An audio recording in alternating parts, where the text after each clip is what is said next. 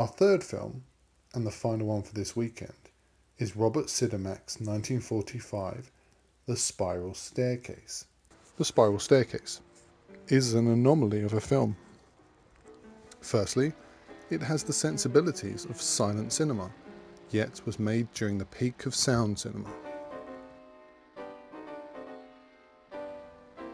It was made during the boom of the film noir era, but yet is not a film noir. And it was directed by a skilled American director whose origins can be linked all the way back to Germany. Sidimac had myths floating around him since he began in Hollywood. Some said he was born in America while his parents were on holiday there. Others that this was made up as he knew the importance of the German director in America, and he was actually born and brought up in Germany. What is certain is that he made The Spiral Staircase just before 4 films, and interestingly all film noirs, that he would be best remembered for: 1946's The Killers and The Dark Mirror, and 1948's Cry of the City and Criss Cross. Sidimac did actually come from Germany and worked in silent cinema.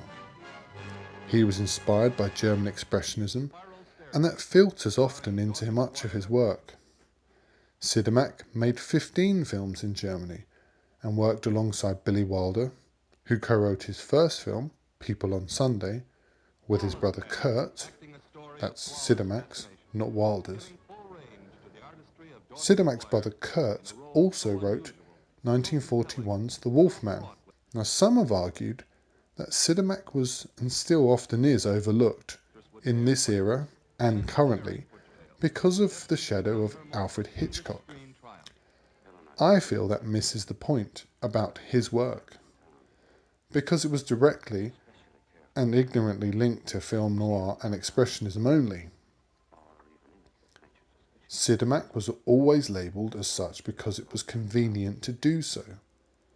So finally moving away from these bounds might prove that his films are more interesting and warrant more attention than they have been given previously. Based on Ethel Lina White's 1933 novel, Some Must Watch. Actually, it was based on, or at least this version, was lifted from another source, a 1908 novel by Mary Roberts Reinhardt called The Circular Staircase. The film is about men watching women from cupboards, from trees, during a storm, or on darkened stairwells. Normal things for men to do in film. However, this deconstruction cheapens the film, just like the label that still sits uncomfortably on it today. It is not a film noir as many suggest. Though certainly it's lit like a film noir, it has so much more going on, so many more additional elements that break the bounds and break those genre conventions quickly. If we look at where its influence is felt, we can begin to see what it really is. Watch Mario Bava's Blood and Black Lace, or Si Donna per l'Assassino, and see how it influences felt there. Black coat, gloves and hat. Gothic mansions also feature in this film, and that's another trope of Bava and the giallo. Families with layers of subversion and dubious issues on sex and incest. Once again, another giallo influence.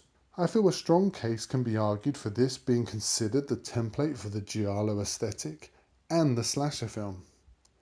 I know that some in the historical analysis or media history field will balk at this idea, but current research is positioning that hypothesis, so go challenge that if you will.